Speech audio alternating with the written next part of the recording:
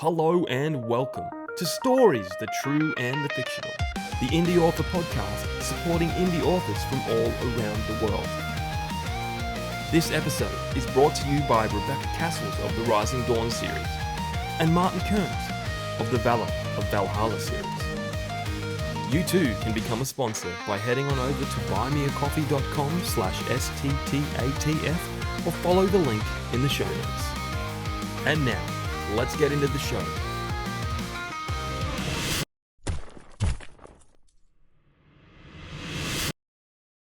Warning. Listening to this episode may cause your TBRs to grow in size. Hello guys and welcome to another episode of Stories, the True and the Fictional, the indie author podcast supporting indie authors from all around the world. I'm one of your hosts, Jay O'Brien. With me always is Triple R, our resident reader, Ryan. How you going, Ryan?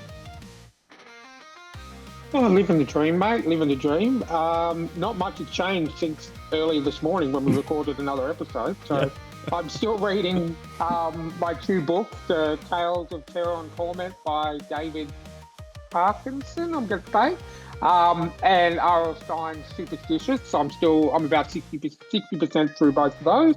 And just trying to. They're both quite large books, not as big as David Francis's Tomb of Harren, Tomb of Horror. Tomb of Harren, yeah.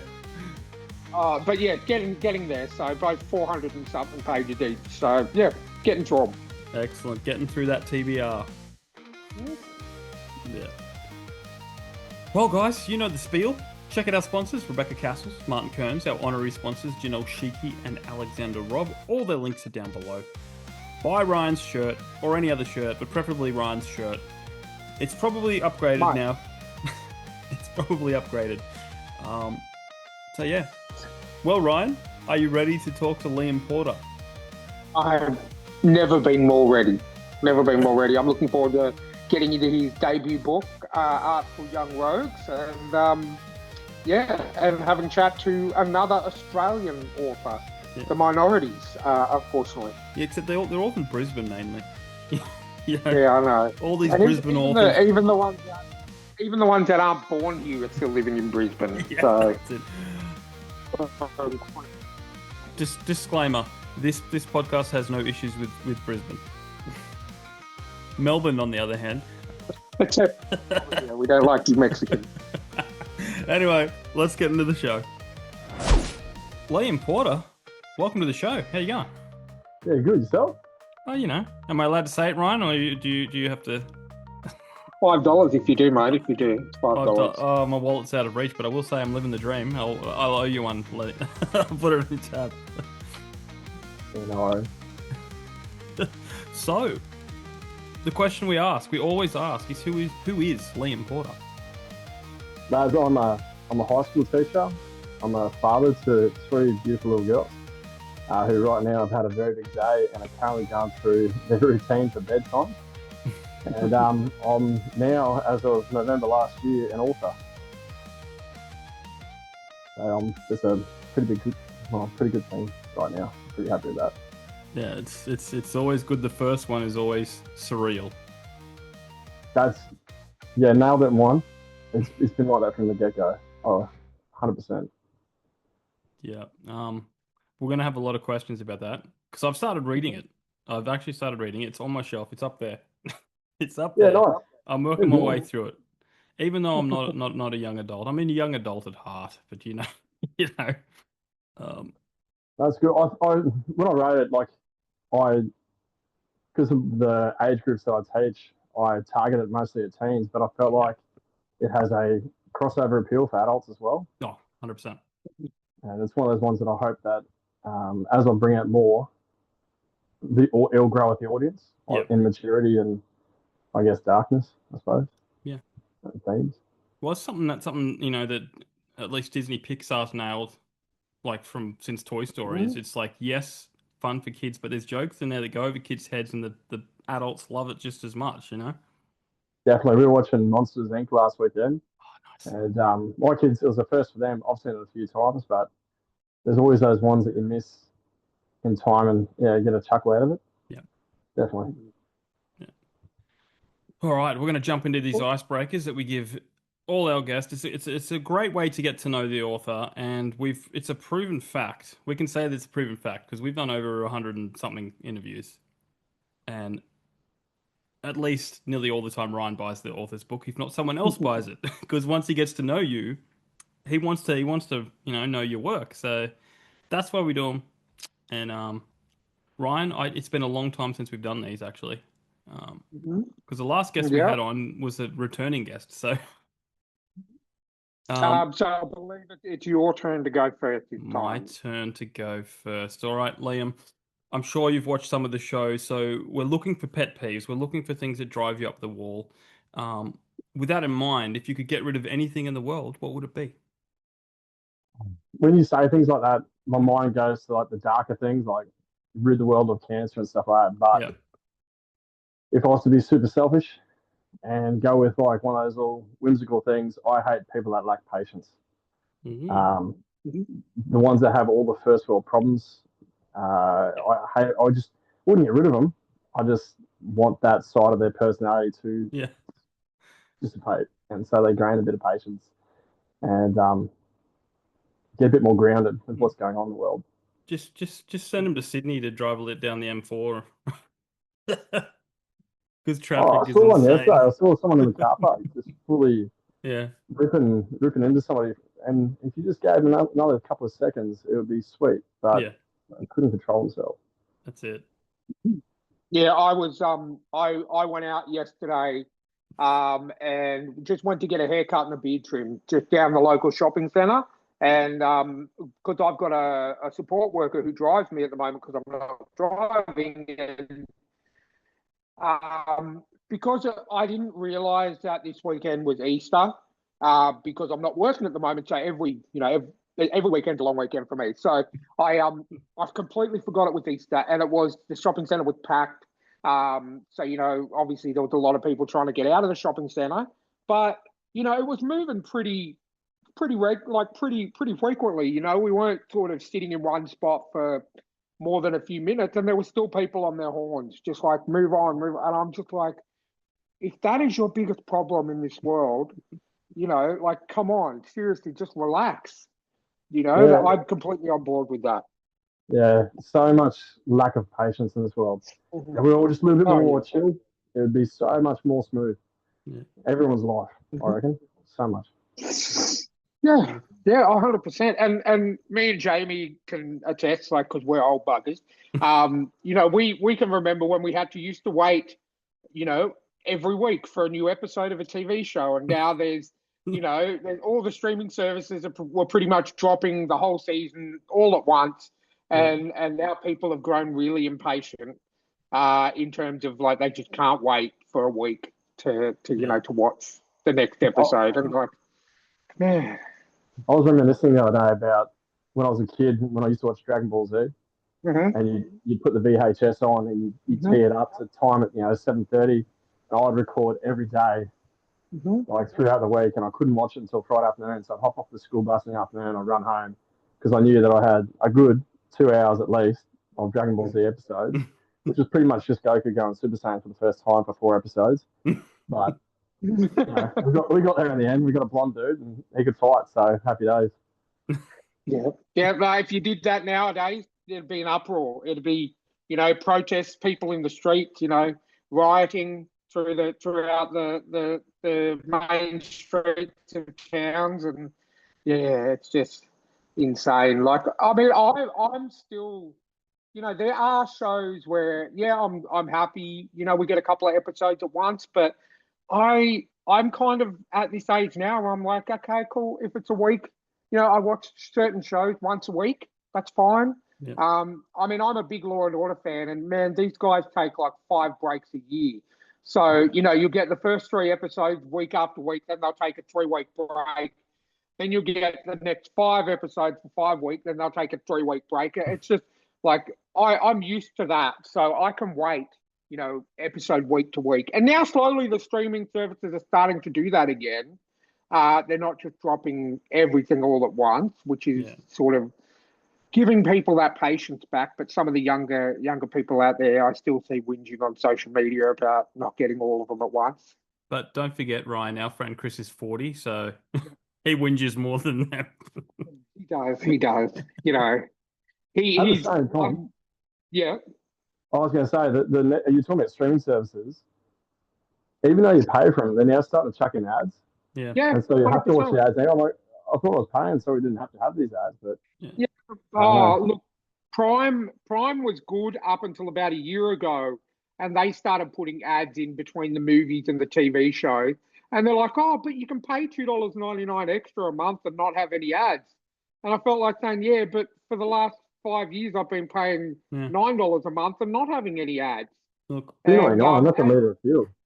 Yeah, exactly. It is at the moment. Or sometimes if you're putting if you're putting premium in your car, that's you can't even get a litre of fuel for $2.99. But I figure like I pay for the number one, like the most expensive subscription for Netflix because I'm a big wrestling fan, so I watch all the wrestling on there. So I get that. I pay the $30 a month for Netflix. I've given up on all the others. The only other two I have Prime because purely and simply because of the shipping. The free shipping pays for itself.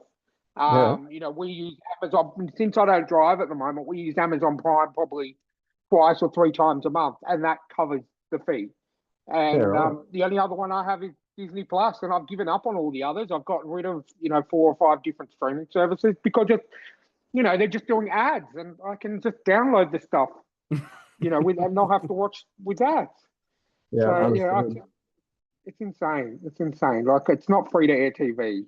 yeah. I don't need to see a budget direct, insurance ad 20 times per 30-minute episode. Yeah.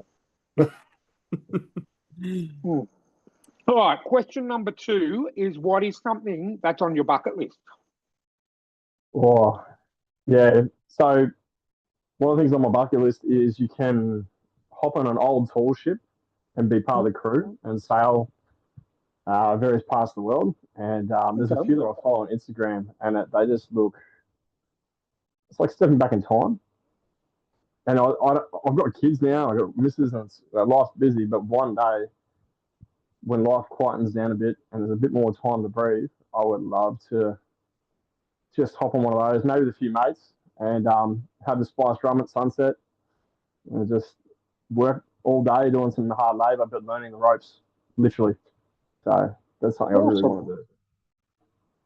I think that's a good. We haven't had anyone mention anything like that. It's normally just traveling and everything like that. But I think that'd be good. I think I suppose you'd get a better appreciation for the downtime if you're working 8 hours, 9 hours, 10 hours a day on the ship. To then when you can actually stop and enjoy the view and enjoy the ocean, you would just appreciate it that much more. Oh hell yeah! When I see the videos on Instagram from up in the crow's nest or up in the rigging, and like people are going up so high and they get the most epic views, it's just I don't know, you get that wanderlust kind of sensation, and I don't know, I guess it calls to you a bit. So yeah, that's 100% one of my bucket list. That, and I really want to. I've never seen snow. I really want to see the Aurora Borealis. Okay. So one day maybe go up to Lapland with the kids and the missus and go see Santa, all that kind of stuff. See Santa. I hope he's not Mel Gibson. My sister just got back from. She went over to see her partner who was working in Scotland overseas, and they started in London, went to Scotland, went to Finland, Sweden, Lapland. They got to see the however you say it, Aurora Borealis. She said it was absolutely amazing. So it is something on my bucket list for sure. Me and my wife's bucket list. It just looks absolutely amazing. I'd love to go up there and just check it out. I think it'd be really good. Yeah, give us a good old solar flare. I just want to see those colors. Mm-hmm. Yeah, definitely. Nice. All right, I'll bring up the next one. We have a visual aid. Oh, I hope you like Mount Rushmore because What? Where? I know it's very confusing. The graph. It's like name these presidents, but that's not what it is. That's not what it is. What it is four TV shows of your favorites that if you were in charge, you would slam them up on your own Mount Rushmore. All right, so it's basically my top four, yeah, Yeah. all time, 100%. This one is going number one, and it's a long way ahead. Avatar: The Last Airbender on Nickelodeon. I just think that show is one of the best written series of all time. I don't care if it's for kids. I've watched it numerous times. My kids now know it. If I quote Uncle Iroh, they understand because he is the goat, best mentor character I've ever come across, and I just love the vibe of that whole series. I do like Legend of Korra. I wouldn't put that in number two though, but I do like where it evolved to. And second on my list, have you guys ever seen a TV series called Black Sails? Yeah. Yes. Yeah. Yeah. It's basically for the people that don't know, it's Game of Thrones meets Pirates, and it's kind of loosely based on the events prior to Treasure Island. So there's Captain Flint, and Long John Silver, but they also chuck in Benjamin Hornigold, Charles Vane, Jack Rackham, a lot of names that were big back in the golden age of piracy. That there's some really good Australian actors in there too, and it was one of those TV shows that when you watch it, I can usually guess what's going to happen next because story structures and what kind of here, but that show was really good with twists, and it just kept me engaged the entire 4 seasons. It came out when Game of Thrones season 3 came out, so I don't think it got the attention that it should have. Michael Bay was like an executive producer on it, and whether you like his films or not, that's beside the point. It just means it had really good effects, and it was done really well. Some really good actors in it that weren't exceptionally well known. Yeah. And number 3, Stranger Things. Nice. I really like Stranger Things a lot. I know some people might say they're controversial, but I love that old nostalgia style. Yeah. And a bit of synthwave music, and the Steven Spielberg methods of not seeing the creatures until well into the first season. And I like a range of genres. Yeah. And which takes me back to number 4 is a TV show from Australia called Mr. In Between, and it is it's about a hitman in Australia in the suburbs. Yep. And it's such a good show. I love it. You know it. I loved it. I've watched all 3 seasons. My dad actually got me into it. He used to call the hitman Mr. Smiley because he's got that real, when he smiles, he's got that, it just looks creepy, but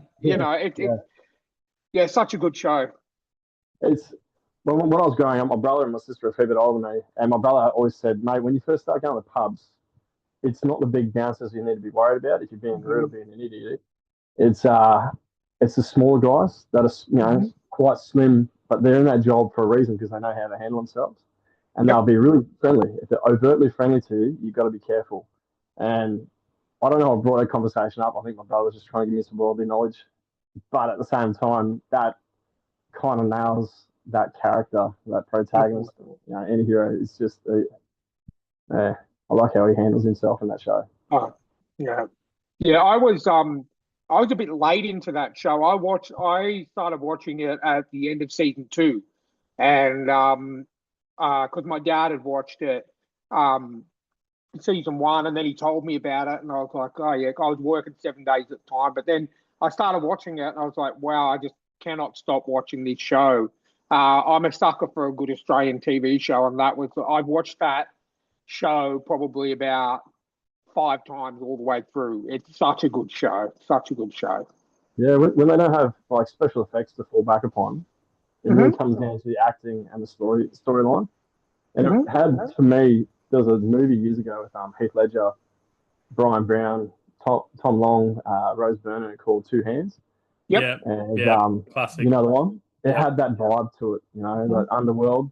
around Sydney, Melbourne, all that kind of stuff. But yeah, it was definitely kind of reignited that kind of, I don't know, that like of that kind of TV series style. Yeah, there was. And you know what? It was a show, even though it is about, essentially it's about a hitman. It's got, it's got moments where it really tugs on the heartstrings. It's got moments where, I was just absolutely just cracking up laughing, and I just had to pause it because it was that funny. It's got serious stuff. It's got action, and it's got, I'm not a parent myself, but it's got, the third season especially, it's got, just relationship between a dad and his daughter, and his daughter's a teenager then, and she doesn't like her dad at all. And like it's got everything you want in a TV show, and I think it's really well put together. Yeah, I absolutely love it. So yeah, 100%. That would be in my top 4 TV shows. Wait, so yeah, like four really different styles of TV series. But yeah, I can't. Avatar: The Last Airbender, I still think, even though it's for kids, there's deeper levels to that. That when you get into it, I know, I just really appreciate the writing to that story. Yeah. Definitely, 100%. Don't have to worry about me. Look at my background, man. Ninja Turtles everywhere, Oh, I grew up on them. I used to go get the pizzas, the McCain pizzas at the corner shop. Yeah. Just so I could get the cutout mask on the back of the box. Our local pizza shop has a mural of them on the wall. Real? Yeah. Oh, how cool is that? My mum. It's half covered now though, like the shelves and stuff. It's kind of just behind it. But it's pretty cool. No, I like that. That's sick. When I was a kid, my mum used to, she'd see me watching the shows and stuff, and she'd go, "Who's your favorite character?" And with the Ninja Turtles, my favorite character was always either Raphael or Michelangelo. I really like Raphael because he was, the brooding, angry type. She goes, "Why don't you like Leonardo? He's the leader." And I said, "No, I like the angry guy. He's got, sharp things in his hands. He likes to get in close." And then we watched the old 90s X-Men cartoons. Yeah. And she's like, "Oh, who do you like there?" And I go, "Oh, I like Wolverine. He's got knife hands and he's always angry." She goes, "But he's like, oh no." She goes, why don't you like Cyclops? He's the leader." I'm like, "Nah, knife hands. I want knife hands." And she's like, I think she worried a little bit about me with that. Yeah. But I go for characters that more, I think in the grand scheme of things, more underpowered. If that makes sense, because I vouch for them. I can relate to them more. Maybe I was just an angry little kid, and I could easily put my cutlery between my fingers and pretend. Yeah, I think every kid liked Wolverine. Like I remember Wolverine, I did. When the X-Men cartoons came out, Wolverine was my favorite. Even reading the comics, I still read the comics now, and I'm 44 years old, and Wolverine's still one of my favorites. He just, and plus I think it's because when the movies came out, we got an Aussie playing Wolverine, and he still plays Wolverine. All that 20, 28, 25 years later, 26 years later. But yeah, I think it's just, I always like Michelangelo because I was kind of like the yeah, pretty much, yeah. And but Raphael was a close second. So I think all the boys used to like Michelangelo and Raphael, and the girls like Donatello and all that kind of stuff. So no, definitely for me growing up, it was, all the girls liked Donatello, and that was it. Yeah. Like, no one liked Leonardo all that much, even though I think he was like, look, I like them all now. Like when I grew up, I'm going like, I like them all. Just don't give me a fifth one. Yeah, well, they're bringing out the Last Ronin or something now. Oh yeah, it's one of them. The other 3 brothers have been killed, and you don't know which one it is. I think that's the whole twist. Is you got it there. Signed copy. Yeah, right. Oh, nice. Yep. So yeah, I like that twist because I heard when it first came out, it was actually for a more mature audience. It had to be in black and white because it's quite violent. Yeah. And but then they realized there's probably more marketability to pitch it to kids. They're making a game on it. Video game, God of War style, so you can switch between all the weapons. I'm like, yes. But I think they were doing a movie, but they put it on hold. Oh, okay. I think Avatar: The Last Airbender is getting a fighting game too. I just seen Oh, snippets of it nice. in reels and stuff, and it Okay. looks pretty peak. Like Yeah. I'm not a video game player these days. I don't have a console or a computer that's good enough to play it, but I might make an exception. Like Yeah. Do for up, do sure, up the for sure. garage, make a man Yeah, cave. that's it. See, one of my favorite book series of all time is The Witcher, and I've never played Nice. a game. Oh, Wow. Um, really? yeah, and I really want to play The Wild Hunt, and I can't. And I'm a bit of a fan of Warhammer 40,000. Yeah. And when Space Marine 2 came out, I just Hmm. had to vicariously live through YouTube gameplay Yep. videos. I'm just like, yeah, testosterone. Yeah. Oh. Yeah. Yeah. But my kids will sit there and can we watch this with you? I'm like, a little bit heavy for your kids. Oh, they're just bugs. Okay, okay, if you think of it like that, big cockroaches. So the bacteria is being squashed. You're like, oh, okay, take a Yeah. seat. I Yeah, just I kind of went the other way with The Witcher. I played the games and then the TV show, and then I was like, okay, I want more Witcher. And then, through a Google search, I was like, oh, they're actually based on books. And then I went and bought all of the collection of the author. I think I got every book he wrote for like $25. I'm like, sweet, too easy. Oh, So in English. yeah, not English, yes, Polish. in English. No, not Polish. No, so they're on my TBR list, which is about 170 books strong at the moment. So I will definitely be getting to them because, yeah, I love the game. Seriously, the Wild Hunt. I was late to the party on that. Jamie and our friend Chris had played it before me, and they were like, it's one of the few games where the main quest gets in the way of the side quest." Because the whole game was pretty much side quests. And I was like, oh, it can't be that bad. And then I started playing, and I'm like, I've been playing it for about 27 hours, and I think I've done like 2 hours of the main story. The rest of the time, I've just been It's playing cards and been it's playing huge. side missions. So, yeah. And there's multiple endings, and there's like the decisions you make affect the world, and it's crazy. It's crazy. Speaking of that, they re-brought out Fable, Yep. and my mate used to play that and kick the chickens all the time Yeah. and became evil. And so yeah, apparently that's come back out too. But I can't Yeah. keep up with it. The video game industry is going ballistic right now. Yeah. I'm one of these old I replay games. I'm playing Red Dead Redemption 2 now for like the Yeah, sixth time.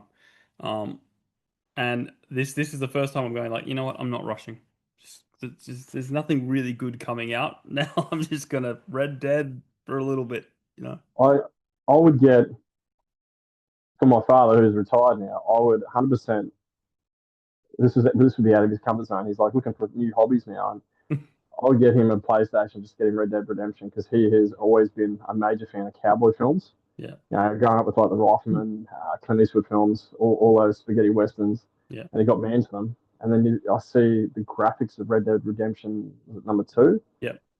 is just absolutely like astonishing how Yeah. good it is. And you going through the wilderness, and I think would he's not from that era. I don't think he'd ever pick up a controller and have a go. But I don't know. It could be something to try and share with him, It, and see if he it only sinks his takes teeth one into it. game, man. It only takes one game. My old man got me I can. a Sega Master System way back when, and I'd come Yep. home from school and he'd be playing like Wonder Boy, Yeah. and that's the only game he'd play. I don't care about anything else. He's like he just played that one game, and that was his one game. Well, there you go. That's And that that well, that was the same with my old man. He saw me playing Fallout 3, and he's like, "Oh, this looks pretty good." Because my dad was he was always up with the technology. He had a PS3 and an Xbox and everything, and it took all it was to get him into gaming was Fallout 3. And then so I bought him the PS3. I bought him a copy of Fallout 3, and he would play it like for hours and hours and hours. Once he retired and moved away, he would just play it for hours. And it was something that we both could relate with and talk about. And then I bought him a PS4 and Fallout 4, and he's like, "No, I don't like this. I only like I only like Fallout 3." I'm like, "No, it's a big jump, but I don't like yeah." change. No, he didn't. Oh, Yeah, one game is all it takes. well, I think it's better than golf. I'm not a huge fan of golf. So if you guys are, No, I don't know. I feel I'm a like fan of I'm Happy doing Gilmore. Yes, About definitely. it. About it. I'm not a golfer. And my dad wasn't a golfer. He was like, he would much rather sit down and he used to build model ships and play Fallout 3. So that was his thing. Yeah, right. Yeah, You need a hobby, that's for sure. 100% you do, definitely. Even me not working, like I haven't worked for the last year and a half, and even like I would be going insane if I didn't have a hobby myself. If I didn't read as much as I love to read, I would be insane. Yeah. That So, escapism is so good. yeah. All right, question number 4. So what is your zombie apocalypse plan? All right. It's funny, I teach this at school. I was doing the wind down of the term, or the lessons I give the kids, how to survive the zombie apocalypse, and they get given inventory with weights, and they got to select what they're going to take, if they're going to pack light or pack heavy. And then we give them a map of the local area. Where would you go? Work out how long you take to get there, what's the transport, and they come with some really interesting answers. But for me personally, where we are up here, my suburb where we live is quite a little bit more remote than the other suburbs in town. So it'd be probably half decent. I know my kids would be my first priority, get my kids and my wife home and safe. But from there, we could bunker down for a bit probably till a few things die down, because the roads would be hectic.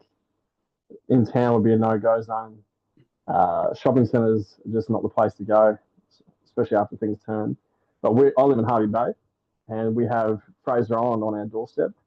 Mm-hmm. And I think Fraser Island it's got ecotourism there. It's got plenty of fuel generators as well. I know the island quite well. I go there with my family on our boat a lot. I'd be stuffed if the dingoes became zombies. Oh, that'd be next level, wouldn't it? But it's got freshwater lakes and lots of bush tucker. You could quite easily sustain yourself till things either died down or died out, one of the two. But we did a school camp earlier this year to Tangalooma on Moreton Island. Oh yeah, I love to. I've been there like 6 times. Such a good place there, Moreton Island. It was beautiful. It had the best snorkeling I've ever seen. Like, every fish I saw, I'm like, I could eat you. And there was so many fish, you never get hungry. No dingoes, so no zombie dingoes, but they also have 2 110,000 litre tanks out the back that fuel their diesel generators. Yep. So, and they're topped up a lot. And if it's only a few scant families creating a community out there, you would have substantial amounts of energy, air conditioning, comfort. You could live there probably empty days. So, yeah, that would be my go-to. Get down there, buy a boat, or go to Fraser Island, buy a boat once things die down. I don't know. It's funny. We live in Australia, and I got a lot of mates that live out our way.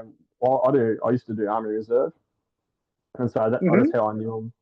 And so, yeah, I'd dare say that it'd be like you could almost create like a little section community where you can harbour up and have your own, like, I don't know, people that know what they're doing to train other people.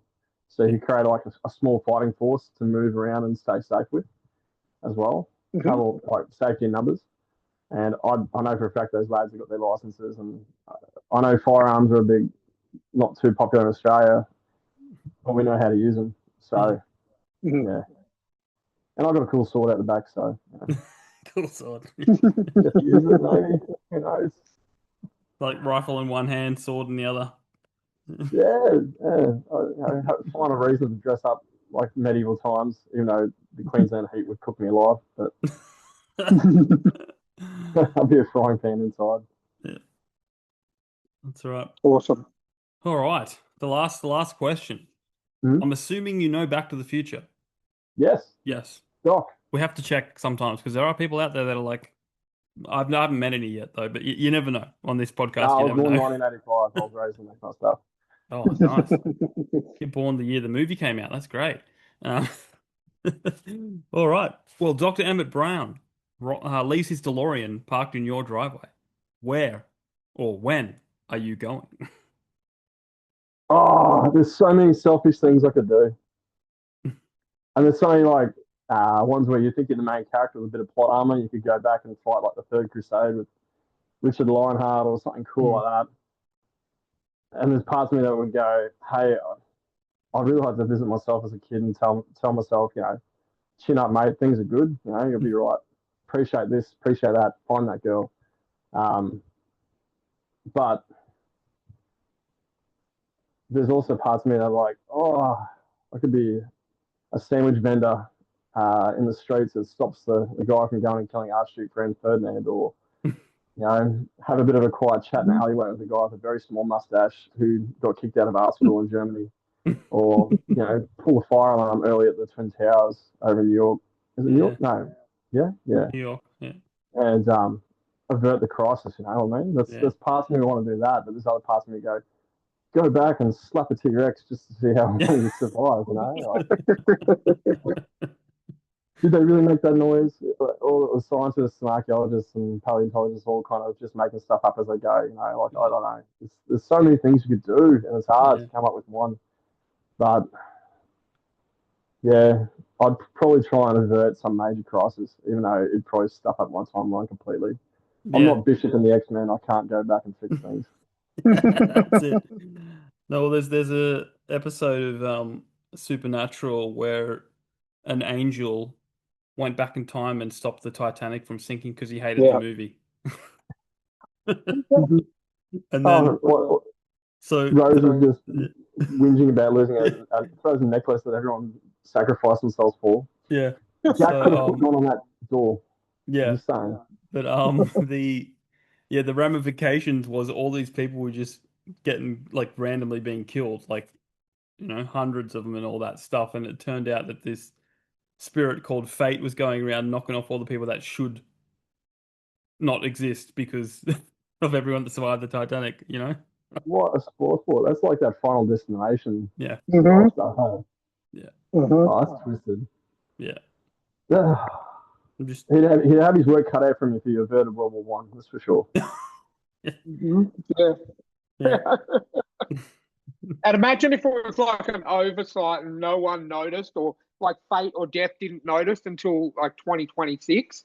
And it'd be like, oh man, you have to go through all those different, there's at least like 2 to 3 generations, yeah, at least 3 generations, I would say, that they'd have to go, and then their offshoots and their yeah. offsprings. And oh man, it'd just be, yeah. He's got to talk to his manager about Yeah, the I think oversight so. that he's had. He's like, how Yeah. did we miss this? How did we miss this? I look away for a second. I turn back. He took long service leave. That's all it was. That's it. All right, wonderful. So you've passed the icebreakers. Now we're on Lovely. to the fun stuff. Look, we've mentioned comic books a little bit throughout this. So in the spirit of that, what's your author origin story? Author origin story. Um, I've always enjoyed English. I'm an English teacher and a PE teacher.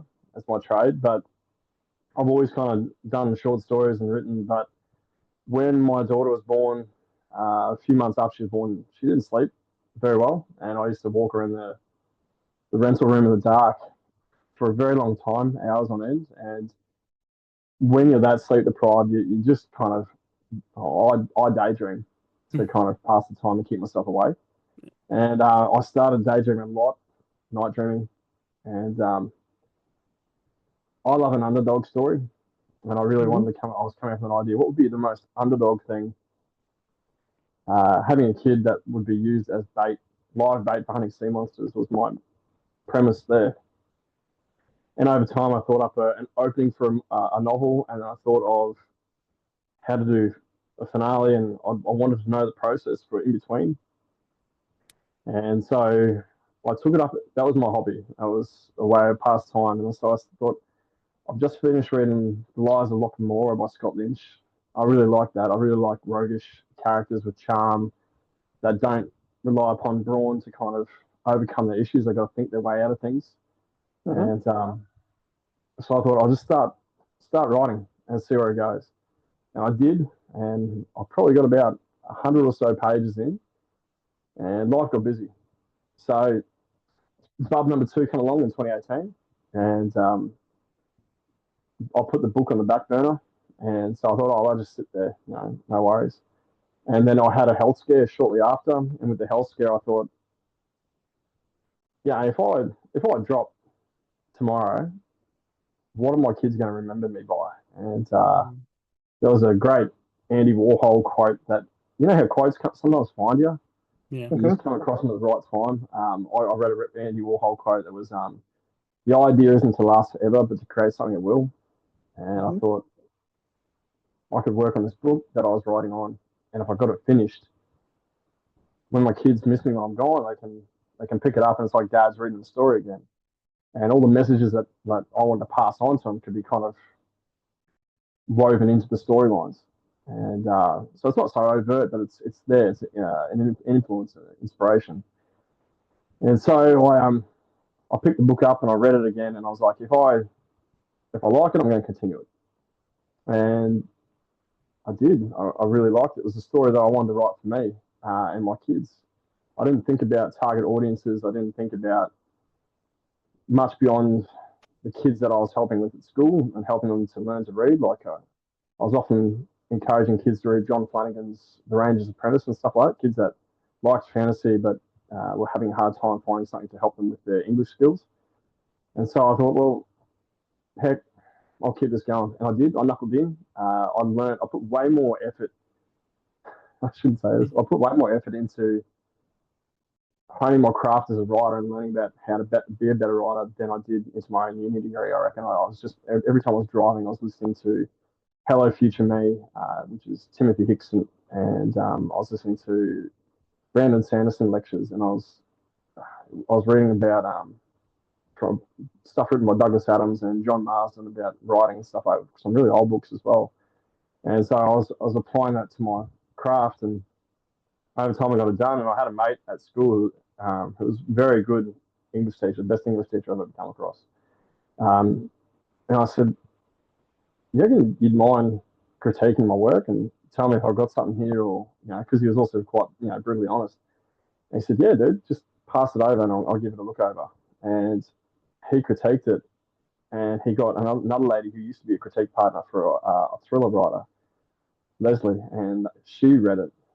And she called me up and we had a 2-hour conversation about the whole thing. And she was that pumped. She says, you need to pursue this. This is good. And so that doubt that I had in my head, like, can I make this work, subsided enough for me to actually, okay, beta is professional edit. I'll save up and do that myself and throw my hat in the ring. And so I did that. I threw my hat in the ring a few times with traditional publishers that were taking unsolicited manuscripts. And I did all right with, I think, with New Dawn over in Perth, but it's a slow process as well. And so I'm quite impatient. I told you I hate impatience, but after a year and a half or 2 years of waiting on feedback, you kind of get a bit, I don't know, things happen. So my mum passed away last year, and she didn't get to read it because I didn't get it done in time. So I thought, you know what, stuff it, I'm going to knuckle down and do it myself. And so I educated myself on how to self-publish, and I went through that process. And that's how it came to be. So 8th November last year, it was released. Awesome. Yeah, I went hybrid on one of my books, and then they went bankrupt. But like, even then, from getting them the manuscript, it took like a year, like just over a year for them to release it. And I was just sitting there going, "Where's my book? I want my book. Where's my book?" Yeah. And that's why indie is just it's great to be in control, and you can get it out as quick or as late as you want. You nailed it. It's my old man said to me that it's probably the best move for me because I like to control things to an extent. I got a really good cover artist that I really liked, Decky from overseas, Indonesia, and he was fantastic. he's currently doing the artwork for the sequel because he's getting really popular right now. And I thought I better get him now before he becomes too busy. But at the same time, like I can spruik it and contact bookstores myself and have that element of control. And I've been getting good feedback. And like just this week, the Montville bookstore, the Mulaney bookstore, they purchased 5 copies, and Laura's been really nice. I reached out to her, and she reached out back, and we had a bit of conversation. So it's a nice feeling when you get those support. The bookshop on the way down in Melbourne, and I've got Fables and Froth and Hardy Bay. Like bookshops around the place are starting to get it, and it makes me feel. I don't know. I guess there's a sense of validation in that. Mm-hmm. Yeah, definitely. And I think I've said this on the podcast previously, but I think we're living in a great time for independent for you to independently publish your book. With Amazon and all the other outlets that allow you to have that control over what you publish. And like Jamie said, you could have a year where you publish 5 books, or you could have a year where you publish no books. It doesn't matter. You're not on a specific deadline. You can take as long as you like to perfect and write the book that you want to get out. And then you've got all that control, like you say, with the cover artist, when you want to bring it out, how widely you want to distribute it. I think it's a really good time to be an indie author with all the different avenues that you guys have got. Yeah, it's also get told to change your plot that you've created to suit what's popular at the time. Yeah. Which is fine. There's nothing wrong with that. But for me, I suppose it wasn't. The more I thought about it, the more I was like, no, if I do it myself, I can do it right. And there's something to be said about the business side of things. Like it's how people talk about side hustles and all that kind of gear. Yeah. It's kind of it stokes the fires a bit, gets you feeling a bit excited. Like you make it. I got a Shopify web store, and when I get the sound of a cha-ching or whatever, then I know I've sold a book. We do, the kids and I and the missus, we all do a little dance, like it's a little bit of excitement for the evening and the day. And when it first came out, it had a lot of hype, and it was going off quite a lot. And the kids were going, "Oh, again!" And I'm like, "How good, like it was great." And there was a lot of support with that, which is great. Yeah, I think that's awesome. Yeah. So did you just go through Amazon, or did you go Ingram Spark as well, or? So I did Ingram Spark. Yeah. Specifically because I really like hardcovers. I know there's people out there that love the paperbacks, but I love a hardcover. Yeah. And I like the concept of having global distribution from the get-go, which is good because I've been able to reach out to stores in America, in UK, and I can see on my account that there's books being purchased, and they don't necessarily get back to you, but they're being purchased in those countries, and then even Finland, and then when a bookstore is quite far away, like Hearth and Quill in South Australia, they can order it when they want, and I felt like that gives an element of control there. Yeah. So I thought that was good. I like being able to just say, hey, this is it, 55% wholesale, whatever, and go through the motions, and they've got access to it when they need it, or they can go through me if they want signed copies. So that's one of the big ones there too. Amazon scared me a bit though, because when it first came out, paperback price just went through the roof, and I was like, oh, I get $1.70 and they get, whoa, okay, yeah, plus shipping, and I was like, so I thought I'll do it my own website and have that element of control again, I guess. Yeah, I mean, because Amazon in some instances the author copies are cheaper when you order them than Ingram, but it just depends on what you've got. I sell more on Ingram Spark than Amazon. I think I haven't sold anything on Amazon for like 2 months. Gotcha. I did do KDP.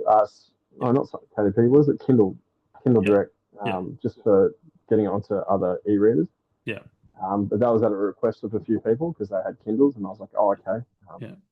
Might as well. But to each their own. Everyone's got that different process. Hey, but I suppose I stuck it in mostly because of the hardcover. That's what sold me. Yeah. They do really good hardcovers. I got nearly all my books on hardcover. They're just so good. They turn out so good, Yeah, and when you get that first copy in your hands, hey, it's that Yeah. magic moment. Like my kids would be beside me when I open it up. I think I have a video on my Instagram, and they're like, "What's that?" And I went, "That's a book. You know how I've been up at night time typing? Like that's Dad's work." And they're like, "Oh wow, that's like a lot Yeah. of pages." And I'm like, "Yeah, that's a lot of pages. Can I have a copy?" "Yep, I'll give you a copy." And it's just, I don't know. I love the fact that they'll have that keepsake and Yeah. they can stick it in their Yeah, shelves and it won't be out of place. Yeah. That's awesome. 100%. Well, let's do the thing and bring up the cover. Uh, look at that. So, what's the story behind the cover? Is this something that you I mean, you mentioned you got an artist, but did you design it yourself or did you give ideas? Like what was the process like? So I did a brief sheet for him, and I chucked in.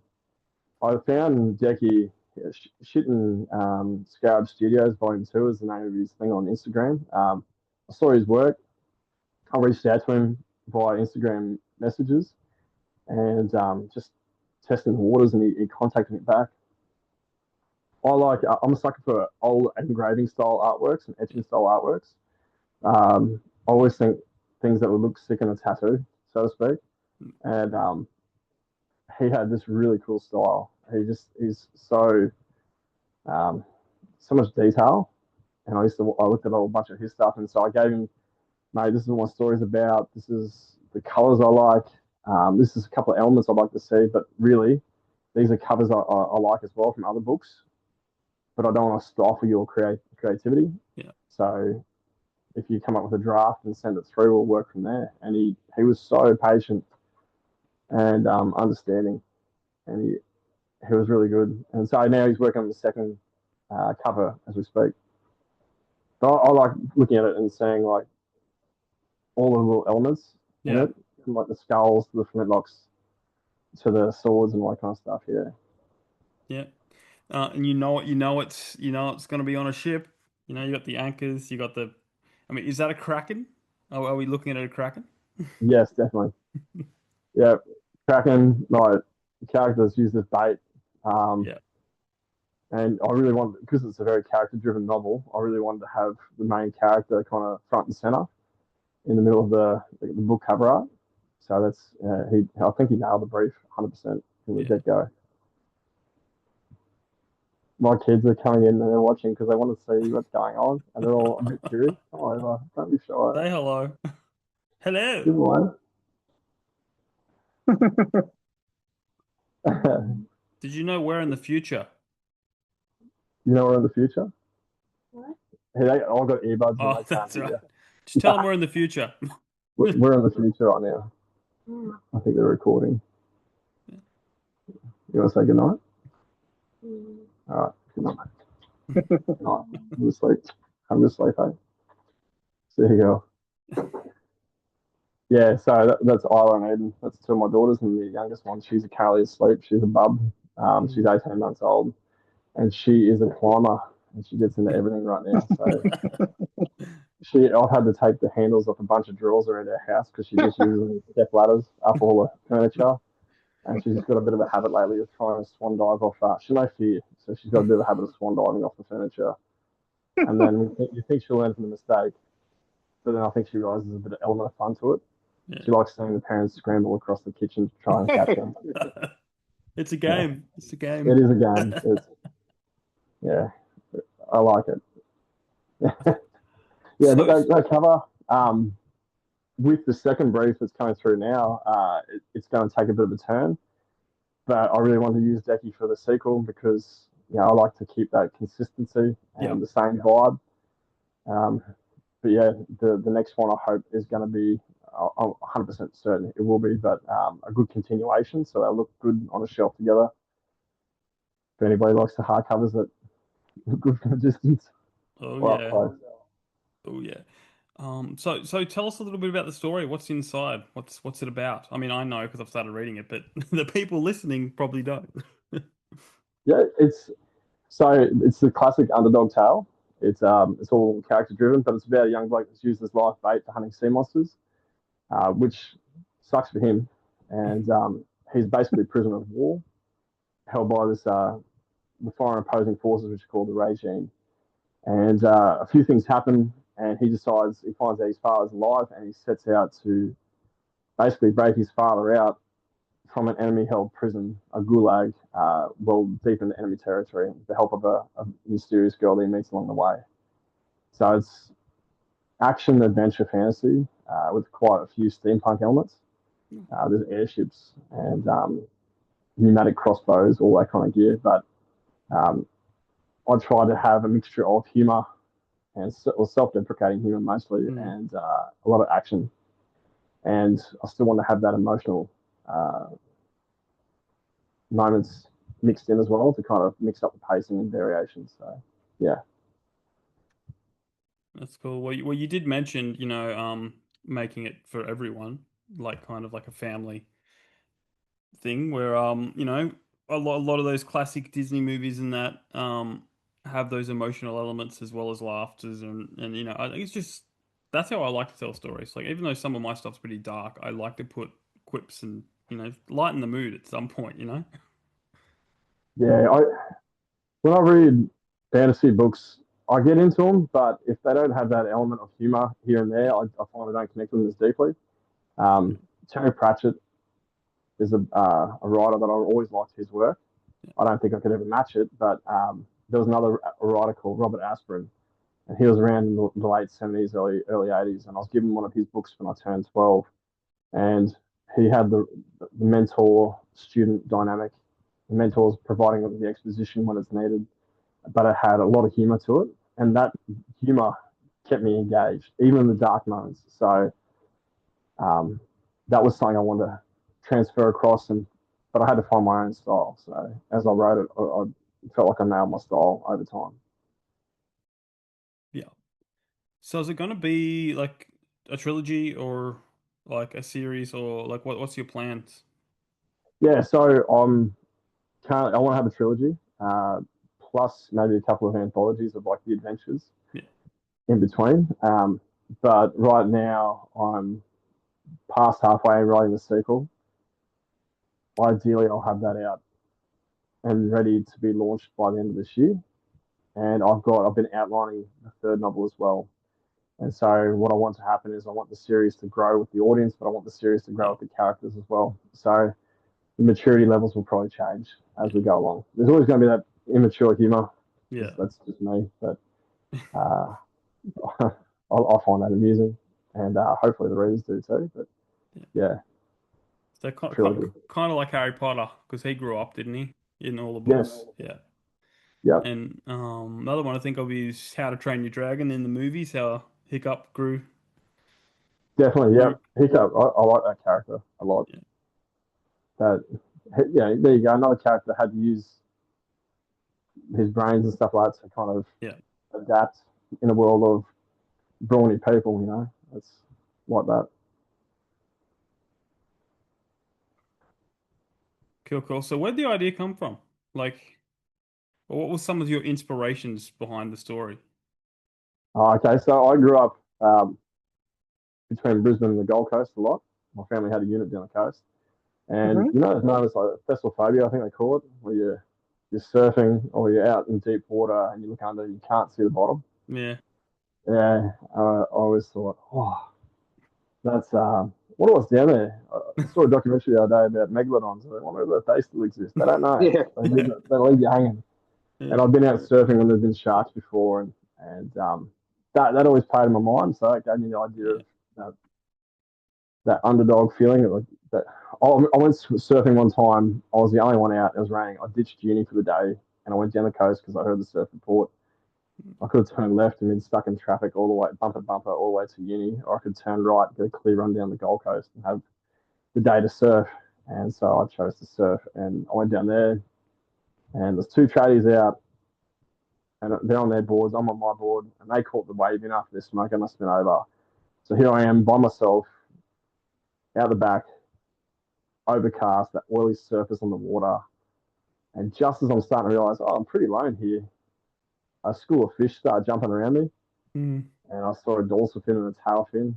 It's when you see the tail fin and the dorsal fin, you're like, oh, That's not a dolphin. Those things are really far apart, and I'm really alone right now. I couldn't shrink up on the board enough, and so I just, as calmly as I could, turned around and paddled back in. Just moments like those, like there's a bunch of them. And then over the years, I've always enjoyed like sneaking into places. I probably shouldn't say this. This is incriminating.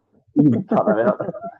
Allegedly, just say allegedly. Allegedly, but like that adventure, that excitement of like being sneaky and underhanded to do things and stuff like that. And also over time with when I had my other job with Army Reserve, like a lot of action in that. It was training, and that inspired quite a few scenes as well. And so there's always elements of my life that are woven into that tale. And my wife has read scenes, and she's like, if someone knows you, they can pick up on those moments. Like, that's it's definitely one of those things. Like, a whole bunch of those things inspire the story. But I'm also influenced by, I guess, a lot of good stories. Over time, I put a lot of effort into understanding Joseph Campbell's The Hero's Journey, and so that helped me structure the tale instead of just having a bunch of random scenes. It helped me structure it all together and nail it. So, yeah. Awesome. So would you say that you're like, what's your plotter to pantser ratio? So like, flying off your, the seat of your pants, or are you like very strategic? So when I first started, I was a sheer pantser, and it was to my detriment because I deleted so much, so many scenes that I just like copy pasted in separate files. I might use that one day. And I realized I need to outline if I want this to work. And so, I probably pantsed a good half of it, and then I woke up and thought, no, I've got to do an element of outlining. I'm no Stephen King. I can't just let the characters run off and do their own thing because it just leads to bad decisions. But now I outline. I've got a journal I put together of notes. I just write all the time. And so I'll put them in and I'll highlight them, and it changes. It changes as it goes. If I write a scene, I go, it'd be better if I did this, or it'd be better if I did that. I'll tweak it and change it. And sometimes the characters will move into a different idea, and if I think that works, I'll work with that. But I'd say at the moment I'm probably more 60% outlining, 40% pantsing. Previous to that, it was definitely more like 90-10. I was 90% pantsing, and that didn't work for me. Yeah, you've got to have some, symbol of I don't know, concrete goalposts, If you know like the various story structures you want to work with, it gives you that subliminal kind of structure. Yeah. But as opposed to like locations and characters and stuff like that, I find it's better if I set them up first in my head. They do change.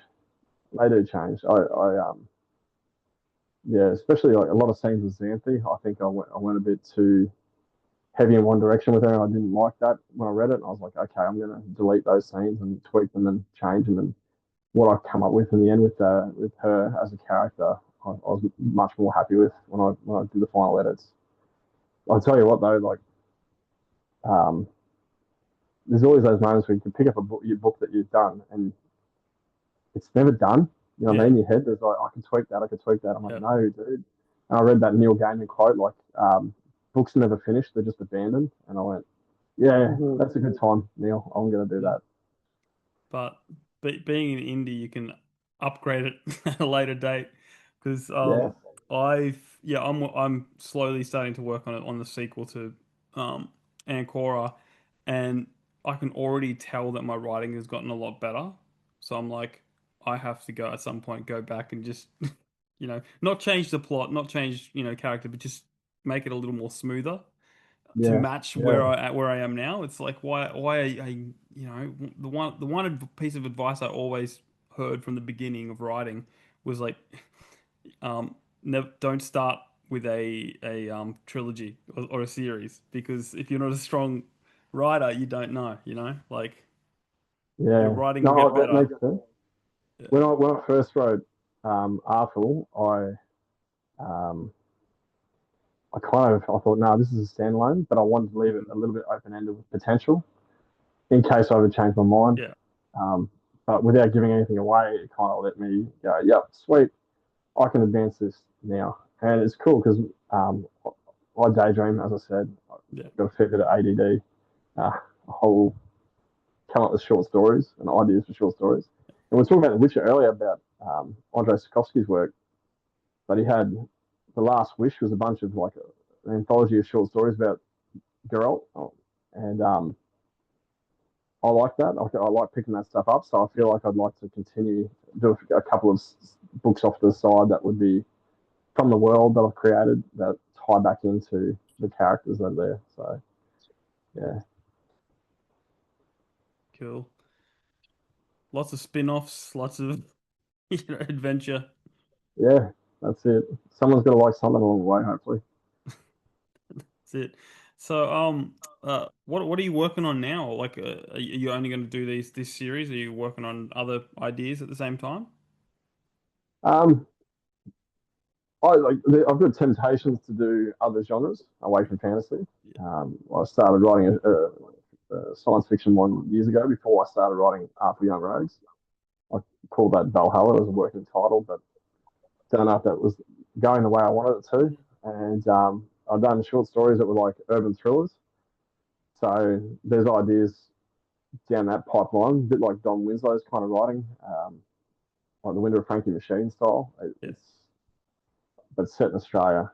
I suppose that like Mr. In Between's a bit down that kind of that path of genre. But right now, I'm just working the sequel and trying to pump it out, trying to get more of a consistent writing practice because I do get burnt out from time to time. Mm. And when I get burnt out, I just kind of go, no, I'm not going to enjoy this process if I keep pushing myself. I just got to put it aside, focus on some positivity, and come back to it when I feel ready because I want to enjoy the process. Life's too short. Yeah. Cool.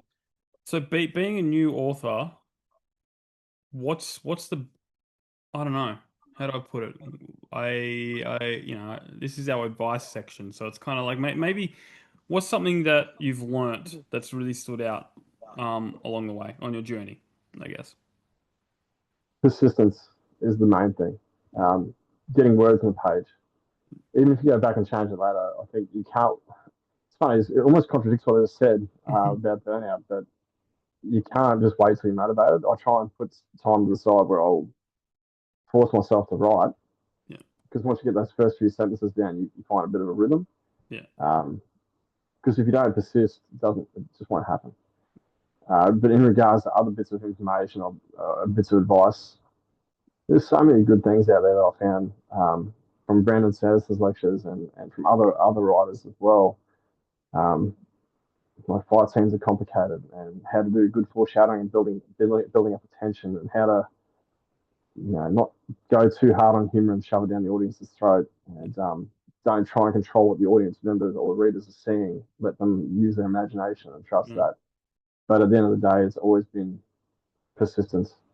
You can know your craft, trust your craft, but get the words on the page. Cool. Well, it's time to play a game. This is how we end the show pretty much. With a couple of rounds of story pitch. Are you ready, Ryan? I am ready. He switched to audio to save internet. But Yeah, my internet's been cutting in and out a fair bit, so I had to switch to audio only. it's all right. We can hear you fine now. Okay, so the game is called Story Pitch. We have a setting, a genre, a main character's profession, and a crazy addition. Me and Ryan have access to a graph, which is labeled, with 1 to 12 for each of these categories. So basically, you're going to give us a number between 1 and 12 for each category. We're going to tell you what they are, and then you've got to pitch us a story. You can be as in-depth or as vague as you want. This is kind of how He-Man was made. Really? He-Man was pitched on the spot. So this could be your next series. that you get out of this. But we have 2 rounds. The first round's the warm-up round. The second round is, the one for the money. But so when you're ready, 4 numbers between 1 and 12. Okay, I'll go 2, 4, 6, 8. 2, 4, 6, 8. I do like patterns. All right, checking our graph. All right, so your setting. Oh, it's Ryan's favorite. It's a cabin in the woods. Oi. Okay, and your genre is a thriller or a mystery? So thriller/mystery. Yep. All right, your main character is a historian. Yep. And your crazy addition, which is someone or something that must appear in the story at least once, is a talking gecko. Oh.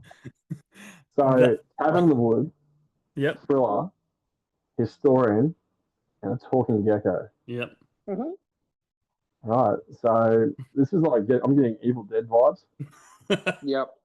because Bruce Campbell is the goat. So something along the lines of a historian who's dug up some information on old Navajo tribal drugs that could make animals talk, and he goes deep into the woods. And as he's tripping out and trying to find the depths of how far his studies will take him, the animals turn on him, and he has to survive. Does that work? I think that worked. What do you reckon, Ryan? Does that work? It definitely does. Like, it fits all the parameters. It's using everything that's required. I think it's definitely worth going. I mean, I can see it. I can see like all these animals just coming out of the woods, pun intended, to attack the cabin. Like that's, and they're all talking. Like, oh, it's creeping me out already. No, my mind just went back to Evil Dead 2. I'm sorry, lads. I just can't. And so Necronomicon was like flooding around my head. So I'm like, how do I change that to make it more original? Yeah, we draw inspiration from wherever we draw inspiration from. You know. And you never have to apologize for Evil Dead. You never have to apologize for Evil Dead. Just for those playing at home, a talking gecko was suggested by our sponsor, Rebecca Kearsells. Oh, lovely. Yes. All right. Can I just point out that Bruce, while we're on the topic of Bruce Campbell, I don't know how far into the novel you are, but when you come across the character of Ernesto Dubois, Bruce Campbell out of Xena Warrior Princess as Autolycus, that kind of was a bit of a background inspiration for that character. Wow. In my mind. Every time I imagined the scenes, it was that character kind of in my head sitting there at the table. Yeah, no, I love Bruce Campbell. Bruce Campbell is such good value.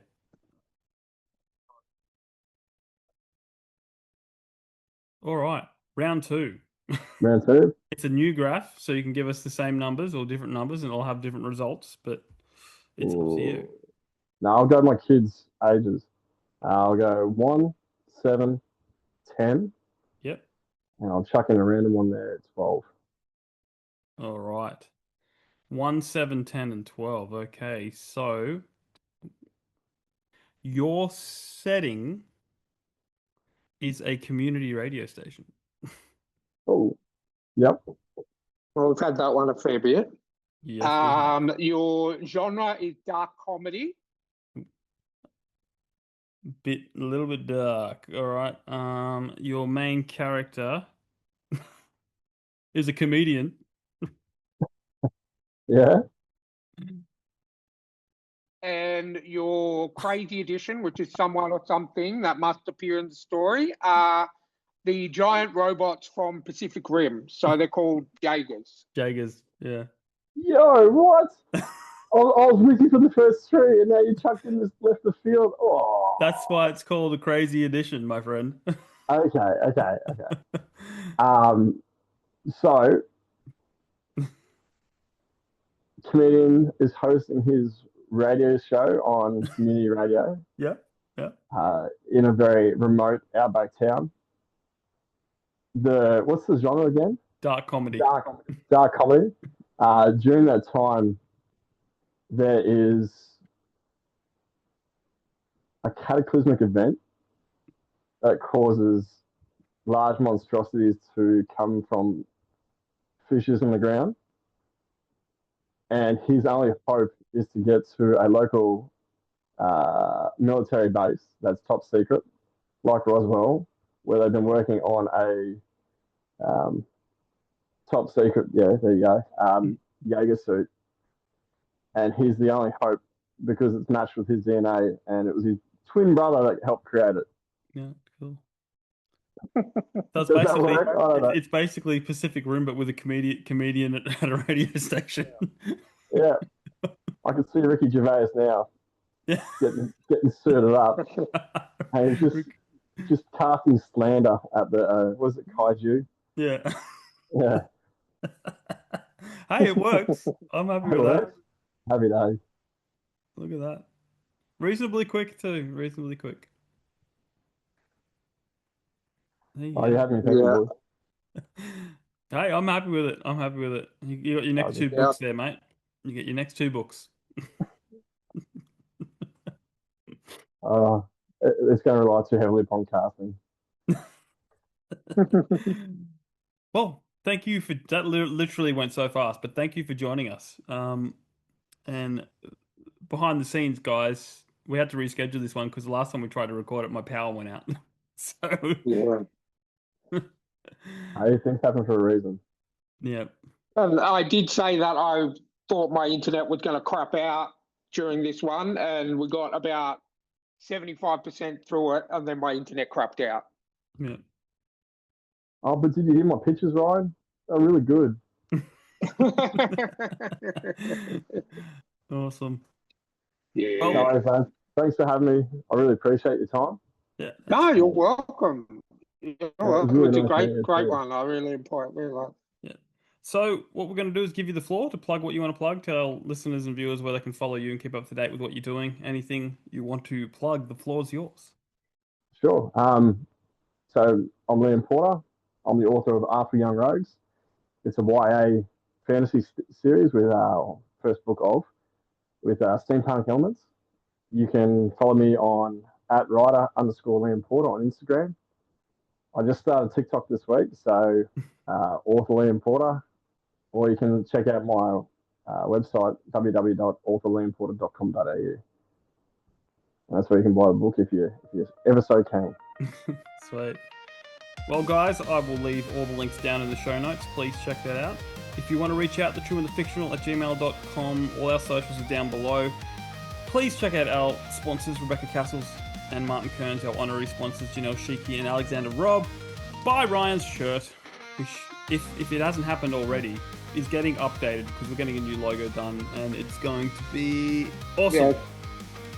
Yeah. If you're the one person that's already bought the shirt, you need to buy it again because you need to have the latest and greatest version of the shirt. Yes. So thanks, guys, and until next time, keep supporting those indie authors, and we'll catch you on the next episode.